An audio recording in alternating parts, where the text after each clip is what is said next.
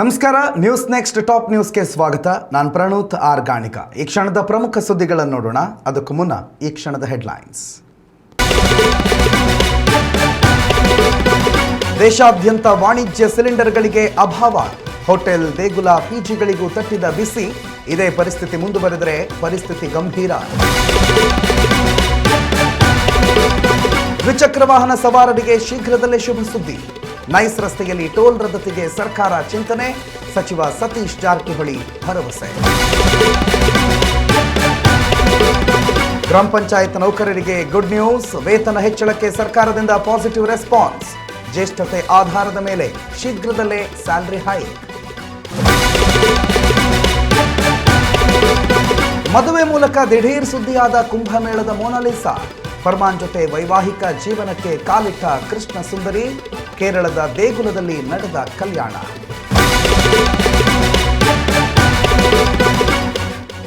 ಹತ್ತೊಂಬತ್ತನೇ ಆವೃತ್ತಿಯ IPL tourney ವೇಳಾಪಟ್ಟಿ ಪ್ರಕಟ. ಬೆಂಗಳೂರಿನಲ್ಲೇ ನಡೆಯಲಿದೆ ಉದ್ಘಾಟನಾ ಪಂದ್ಯ. ಆರ್ಸಿಬಿ ಅಭಿಮಾನಿಗಳು ಫುಲ್ ಖುಷ್. ಮಧ್ಯಪ್ರಾಚ್ಯ ರಾಷ್ಟ್ರಗಳಲ್ಲಿ ನಡೆಯುತ್ತಿರುವ ಯುದ್ಧದ ಬಿಸಿ ಭಾರತಕ್ಕೂ ತಟ್ಟೋದಕ್ಕಾರಂಭಿಸಿದೆ. ಸಿಲಿಂಡರ್ ಪೂರೈಕೆಯಲ್ಲಿ ಭಾರೀ ವ್ಯತ್ಯಯ ಉಂಟಾಗಿದ್ದು ದೇಶಾದ್ಯಂತ ಹೋಟೆಲ್ಗಳು, ದೇಗುಲಗಳು, ಪಿಜಿಗಳು ಮಾತ್ರವಲ್ಲದೆ ರಾಜ್ಯದಲ್ಲಿ ಇಂದಿರಾ ಕ್ಯಾಂಟೀನ್ಗಳು ಸಂಕಷ್ಟಕ್ಕೆದುರಾಗಿವೆ. ಹೋಟೆಲ್ಗಳ ಮೆನುವಿನಲ್ಲಿ ಬದಲಾವಣೆ ಮಾಡಲಾಗ್ತಿದ್ರೆ ಪಿಜಿಗಳಲ್ಲಿ ವಾಸಿಸುವವರಿಗೆ ಊಟದ ವ್ಯವಸ್ಥೆಯನ್ನೇ ಸ್ಥಗಿತಗೊಳಿಸಲಾಗಿದೆ. ಕೆಲ ಇಂದಿರಾ ಕ್ಯಾಂಟೀನ್ಗಳಲ್ಲೂ ಮಧ್ಯಾಹ್ನದ ಊಟಕ್ಕೆ ಕೋಕ್ ನೀಡಲಾಗಿದೆ. ಪ್ರಖ್ಯಾತ ಕುಕ್ಕೆ ಶ್ರೀ ಸುಬ್ರಹ್ಮಣ್ಯ ದೇವಸ್ಥಾನಕ್ಕೂ ಇದರ ಇಫೆಕ್ಟ್ ತಟ್ಟಿದ್ದು ಭಕ್ತಾದಿಗಳಿಗೆ ಅನ್ನಪ್ರಸಾದ ವಿತರಿಸಲು ಕಟ್ಟಿಗೆಯ ಒಲೆಯ ಮೊರೆ ಹೋಗಲಾಗ್ತಿದೆ. ಭಾರತದಲ್ಲಿ ಸಿಲಿಂಡರ್ ಪೂರೈಕೆಯಲ್ಲಿ ಏಕಾಏಕಿ 50% ಕಡಿತವಾಗಿರೋದೇ ಈ ಎಲ್ಲ ಸಮಸ್ಯೆಗಳಿಗೆ ಕಾರಣ ಎನ್ನಲಾಗಿದೆ. ಇನ್ನು ಶಾಲಾ ಕಾಲೇಜುಗಳು, ಆಸ್ಪತ್ರೆಗಳು ಹಾಗೂ ಹಾಸ್ಟೆಲ್ಗಳನ್ನು ಆದ್ಯತೆಯಾಗಿಸಿ ಸಿಲಿಂಡರ್ ಪೂರೈಸುವಂತೆ ಸರ್ಕಾರ ಸೂಚನೆ ನೀಡಿದೆ. ಇದೇ ವಿಚಾರವಾಗಿ ಸಚಿವ KH ಮುನಿಯಪ್ಪ ಮಾತನಾಡಿದ್ದು, ಒಂದು ಕುಟುಂಬಕ್ಕೆ ಒಂದು ಸಿಲಿಂಡರ್ ಪೂರೈಸುವ ಪ್ರಯತ್ನ ಮಾಡ್ತಿದ್ದೀವಿ. ದೇಶ ಸಂಕಷ್ಟದ ಸಂದರ್ಭದಲ್ಲಿ ಇರುವಾಗ ಜನತೆ ಕೂಡ ಸಹಕರಿಸಬೇಕು ಎಂದಿದ್ದಾರೆ. ಉತ್ತಮ ಸಂಸ್ಕಾರಯುತ ಶಿಕ್ಷಣದೊಂದಿಗೆ VSS English medium CBSE school Udupi Muddur. ನರ್ಸರಿಯಿಂದ 10ನೇ ತರಗತಿವರೆಗೆ ಶಿಕ್ಷಣದ ಜೊತೆಗೆ 5ರಿಂದ 10ನೇ ತರಗತಿವರೆಗಿನ ವಿದ್ಯಾರ್ಥಿನಿಯರಿಗೆ ಉತ್ತಮ ಹಾಸ್ಟೆಲ್ ಸೌಲಭ್ಯವೂ ಇದೆ. ನಿಮ್ಮ ಮಕ್ಕಳ ಪ್ರವೇಶಾತಿಗಾಗಿ ಈ ಸಂಖ್ಯೆಗೆ ಕರೆ ಮಾಡಿ. ಯಾವುದೇ ರಾಜ್ಯ ಹಾಗೂ ರಾಷ್ಟ್ರೀಯ ಹೆದ್ದಾರಿಗಳಲ್ಲಿ ದ್ವಿಚಕ್ರ ವಾಹನಗಳಿಗೆ ಟೋಲ್ ವಿಧಿಸುವ ನಿಯಮವಿಲ್ಲ. ಆದರೆ ಬೆಂಗಳೂರು ಹೊರವಲಯದ ನೈಸ್ ರಸ್ತೆಯಲ್ಲಿ ಮಾತ್ರ ದ್ವಿಚಕ್ರ ವಾಹನಗಳು ಟೋಲ್ ಹಣ ಪಾವತಿಸಬೇಕಿತ್ತು. ಆದರೆ ಇದೀಗ ಶೀಘ್ರದಲ್ಲಿಯೇ ಈ ನಿಯಮ ಬದಲಾವಣೆಯಾಗುವ ಎಲ್ಲ ಲಕ್ಷಣಗಳು ಕಾಣ್ತಿವೆ. ಈ ಸಂಬಂಧ ಲೋಕೋಪಯೋಗಿ ಸಚಿವ ಸತೀಶ್ ಜಾರಕಿಹೊಳಿ ವಿಧಾನ ಪರಿಷತ್ನಲ್ಲಿ ಭರವಸೆ ನೀಡಿದ್ದಾರೆ.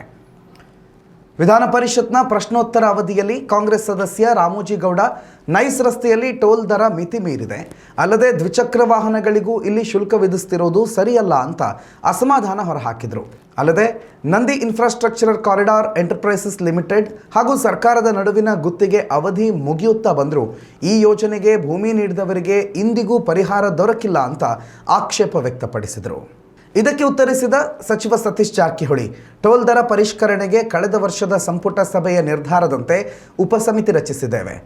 NICEL ಕಂಪನಿಯು ರಸ್ತೆ ನಿರ್ಮಾಣಕ್ಕೆ ಮಾಡಿರುವ ಹೂಡಿಕೆ, ಬಳಕೆ ಮಾಡಿಕೊಂಡಿರುವ ಜಮೀನು, 2008ರಿಂದ ಈವರೆಗೆ ಟೋಲ್ ಮೂಲಕ ಸಂಗ್ರಹಿಸಿದ ಆದಾಯ ಸೇರಿದಂತೆ ಇತರೆ ಅಂಶಗಳ ಬಗ್ಗೆ ಪರಿಶೀಲಿಸೋದಕ್ಕೆ ಉಪಸಮಿತಿ ನೀಡಿರುವ ನಿರ್ದೇಶನದಂತೆ ಟೆಂಡರ್ ಮೂಲಕ ಸಮಾಲೋಚಕರನ್ನು ನೇಮಿಸಲಾಗಿದೆ. ಶೀಘ್ರದಲ್ಲಿಯೇ ಟೋಲ್ ರದ್ದತಿ ಹಾಗೂ ಪರಿಹಾರ ಹಂಚಿಕೆ ಬಗ್ಗೆ ನಿರ್ಧಾರ ಕೈಗೊಳ್ಳಲಿದ್ದೀವಿ ಅಂತ ಹೇಳಿದರು. ರಾಜ್ಯದಲ್ಲಿ ಗ್ರಾಮ ಪಂಚಾಯಿತಿ ಸಿಬ್ಬಂದಿಗೆ ಸಂಬಳ ಏರಿಕೆ ಮಾಡಬೇಕು ಅನ್ನೋದು ಬಹುದಿನಗಳ ಬೇಡಿಕೆ. ಈ ಬೇಡಿಕೆಗೆ ಇದೀಗ ರಾಜ್ಯ ಸರ್ಕಾರ ಸಕಾರಾತ್ಮಕ ಸ್ಪಂದನೆ ಕೊಟ್ಟಿದೆ. ಈ ಪ್ರಸ್ತಾವನೆಗೆ ಅನುಮೋದನೆ ಕೊಡುವಂತೆ ಆರ್ಥಿಕ ಇಲಾಖೆಯೊಂದಿಗೆ ಮನವಿ ಮಾಡೋದಾಗಿ ಗ್ರಾಮೀಣಾಭಿವೃದ್ಧಿ ಹಾಗೂ ಪಂಚಾಯತ್ ರಾಜ್ ಸಚಿವ ಪ್ರಿಯಾಂಕ್ ಖರ್ಗೆ ಹೇಳಿದ್ದಾರೆ. ವಿಧಾನಸಭೆಯ ಪ್ರಶ್ನೋತ್ತರ ಅವಧಿಯಲ್ಲಿ ಕಾಂಗ್ರೆಸ್ ಸದಸ್ಯ TD ರಾಜೇಗೌಡ ಅವರ ಪ್ರಶ್ನೆಗೆ ಉತ್ತರಿಸಿದ ಸಚಿವ ಪ್ರಿಯಾಂಕ್ ಖರ್ಗೆ, ಜ್ಯೇಷ್ಠತೆಯ ಆಧಾರದ ಮೇಲೆ ಗ್ರಾಮ ಪಂಚಾಯಿತಿ ನೌಕರರ ವೇತನ ಹೆಚ್ಚಳ ಪ್ರಸ್ತಾವನೆ ಅಂಗೀಕರಿಸೋದಕ್ಕೆ ಆರ್ಥಿಕ ಇಲಾಖೆಯ ಮೇಲೆ ಒತ್ತಡ ಹೇರಲಾಗುತ್ತೆ ಅಂತ ಹೇಳಿದರು. ಅಲ್ಲದೆ ಗ್ರಾಮ ಪಂಚಾಯಿತಿ ನೌಕರರ ಕನಿಷ್ಠ ವೇತನ ಹೆಚ್ಚಿಸುವ ಪ್ರಸ್ತಾವನೆ ಕೂಡ ಸದ್ಯ ಕಾರ್ಮಿಕ ಇಲಾಖೆಯ ಪರಿಶೀಲನಾ ಹಂತದಲ್ಲಿದೆ. ಕಾರ್ಮಿಕ ಇಲಾಖೆ ಈಗಾಗಲೇ ಸಾರ್ವಜನಿಕರ ಆಕ್ಷೇಪಣೆಗಳಿಗೆ ಅರ್ಜಿ ಆಹ್ವಾನಿಸಿದೆ. ಅಂತಿಮ ಅಧಿಸೂಚನೆ ಕೆಲವೇ ದಿನಗಳಲ್ಲಿ ಹೊರಬೀಳಲಿದೆ ಅಂತಂದರು. ಉತ್ತಮ ಸಂಸ್ಕಾರಯುತ ಶಿಕ್ಷಣದೊಂದಿಗೆ VSS English medium CBSE school Udupi Muddur. ನರ್ಸರಿಯಿಂದ 10ನೇ ತರಗತಿವರೆಗೆ ಶಿಕ್ಷಣದ ಜೊತೆಗೆ 5ರಿಂದ 10ನೇ ತರಗತಿವರೆಗಿನ ವಿದ್ಯಾರ್ಥಿನಿಯರಿಗೆ ಉತ್ತಮ ಹಾಸ್ಟೆಲ್ ಸೌಲಭ್ಯವೂ ಇದೆ. ನಿಮ್ಮ ಮಕ್ಕಳ ಪ್ರವೇಶಾತಿಗಾಗಿ ಈ ಸಂಖ್ಯೆಗೆ ಕರೆ ಮಾಡಿ. ಕಳೆದ ವರ್ಷ ನಡೆದ ಕುಂಭಮೇಳದ ಸಂದರ್ಭದಲ್ಲಿ ತನ್ನ ಆಕರ್ಷಕ ಕಣ್ಣುಗಳ ಮೂಲಕವೇ ಇಂಟರ್ನೆಟ್ನಲ್ಲಿ ಸಂಚಲನ ಮೂಡಿಸಿದ್ದ ಮೊನಾಲಿಸಾ ಭೋಸ್ಲೆ ಇದೀಗ ವೈವಾಹಿಕ ಜೀವನಕ್ಕೆ ಕಾಲಿಟ್ಟಿದ್ದಾರೆ. ಮನೆಯವರ ವಿರೋಧದ ನಡುವೆ ಕೇರಳದಲ್ಲಿ ಅನ್ಯಧರ್ಮೀಯ ಪ್ರಿಯಕರ ಮೊಹಮ್ಮದ್ ಫರ್ಮಾನ್ ಅವರೊಂದಿಗೆ ವಿವಾಹವಾಗಿದ್ದಾರೆ. ಕೇರಳದ ತಿರುವನಂತಪುರಂ ಸಮೀಪದಲ್ಲಿರುವ ದೇವಸ್ಥಾನವೊಂದರಲ್ಲಿ ಈ ಜೋಡಿ ಹಿಂದೂ ಸಂಪ್ರದಾಯದಂತೆ ಮದುವೆ ಮಾಡಿಕೊಂಡಿದೆ. ತಿರುವನಂತಪುರದ ಅರಮನೂರಿನಲ್ಲಿರುವ ಮಂದಿರವೊಂದರಲ್ಲಿ ಈ ವಿವಾಹ ಮಹೋತ್ಸವ ನೆರವೇರಿದೆ. ಮೊನಾಲಿಸಾ ಅವರ ಮದುವೆ ರಾಜಕೀಯ ಗಣ್ಯರು ಮತ್ತು ಸ್ಥಳೀಯರು ಸಾಕ್ಷಿಯಾಗಿದ್ದಾರೆ. ತಾಳಿ ಕಟ್ಟಿ ಕುಂಕುಮ ಇಟ್ಟು ಫರ್ಮಾನ್ ಮೊನಾಲಿಸಾಳನ್ನ ಮದುವೆಯಾಗಿದ್ದಾರೆ. ನಮಗೆ ಕೇರಳಕ್ಕಿಂತ ಸುರಕ್ಷಿತ ಸ್ಥಳ ಬೇರೊಂದು ಕಾಣಲಿಲ್ಲ. ಇಲ್ಲಿನ ಪರಿಸರ ನಮಗೆ ಬಹಳ ಇಷ್ಟ. ಹೀಗಾಗಿ ನಾವು ಇಲ್ಲೇ ಮದುವೆಯಾಗೋದಕ್ಕೆ ನಿರ್ಧರಿಸಿದ್ದೀವಿ ಅಂತ ಈ ಜೋಡಿ ಹೇಳಿದೆ. ಫರ್ಮಾನ್ ಮೂಲತಃ ಮಹಾರಾಷ್ಟ್ರದವರು. ಇಂದೋರ್ನ ಮೊನಾಲಿಸಾಗೂ ಫರ್ಮಾನ್ಗೂ ಕಳೆದ 6 ತಿಂಗಳ ಹಿಂದೆ ಶೂಟಿಂಗ್ ವೇಳೆ ಪರಸ್ಪರ ಪರಿಚಯವಾಗಿತ್ತು. ಈ ಪರಿಚಯ ಪ್ರೀತಿಗೆ ತಿರುಗಿದೆ. ಆದರೆ ಈ ವಿವಾಹಕ್ಕೆ ಫರ್ಮಾನ್ ತಂದೆ ಹಾಗೂ ಮೊನಾಲಿಸಾ ಕುಟುಂಬಸ್ಥರ ಸಮ್ಮತಿ ಇರಲಿಲ್ಲ ಎನ್ನಲಾಗಿದೆ. ಕೇರಳಕ್ಕೆ ಶೂಟಿಂಗ್ಗೆ ಅಂತ ಬಂದಿದ್ದ ಈ ಜೋಡಿ ಇಲ್ಲಿನ ಸಂಸ್ಕೃತಿ ಸೌಂದರ್ಯಕ್ಕೆ ಮಾರು ಹೋಗಿ ಇಲ್ಲೇ ಮದುವೆಯಾಗಬೇಕು ಅಂತ ನಿರ್ಧರಿಸಿತ್ತು. ಅಂತೆಯೇ ಕೇರಳ ಶಿಕ್ಷಣ ಸಚಿವ ವಿ ಶಿವನಕುಟ್ಟಿ ಅವರ ಸಮಕ್ಷಮದಲ್ಲಿ ಈ ಜೋಡಿ ವೈವಾಹಿಕ ಜೀವನಕ್ಕೆ ಕಾಲಿಟ್ಟಿದೆ. IPLನ 19ನೇ ಆವೃತ್ತಿಯ ಪಂದ್ಯಗಳ ವೇಳಾಪಟ್ಟಿಯನ್ನು ಬಿಡುಗಡೆ ಮಾಡಲಾಗಿದೆ. ಮೊದಲ ಹಂತದಲ್ಲಿ ಕೇವಲ 20 ಪಂದ್ಯಗಳ ವೇಳಾಪಟ್ಟಿ ಮಾತ್ರ ಬಿಡುಗಡೆಗೊಂಡಿದೆ. ಮಾರ್ಚ್ 28ರಿಂದ IPL ಆರಂಭಗೊಳ್ಳಲಿದ್ದು ಏಪ್ರಿಲ್ 12ರವರೆಗಿನ ಮೊದಲ ಹಂತದ ಪಂದ್ಯಗಳು ಇರಲಿವೆ. ಈ ಎಲ್ಲದರ ನಡುವೆ RCB ಅಭಿಮಾನಿಗಳಿಗೂ ಹ್ಯಾಪಿ ನ್ಯೂಸ್ ದೊರಕಿದೆ. ಹಾಲಿ ಚಾಂಪಿಯನ್ ರಾಯಲ್ ಚಾಲೆಂಜರ್ಸ್ ಬೆಂಗಳೂರು ಹಾಗೂ ಸನ್ರೈಸರ್ಸ್ ಹೈದರಾಬಾದ್ ನಡುವೆ ಬೆಂಗಳೂರಿನ ಎಂ ಚಿನ್ನಸ್ವಾಮಿ ಸ್ಟೇಡಿಯಂನಲ್ಲಿ ಉದ್ಘಾಟನಾ ಪಂದ್ಯ ನಡೆಯಲಿದೆ. ಮಾರ್ಚ್ 28ರಂದು ರಾತ್ರಿ 7:30ಕ್ಕೆ ಉದ್ಘಾಟನಾ ಪಂದ್ಯ ಆರಂಭಿಸುವುದಾಗಿ BCCI ಹೇಳಿದೆ.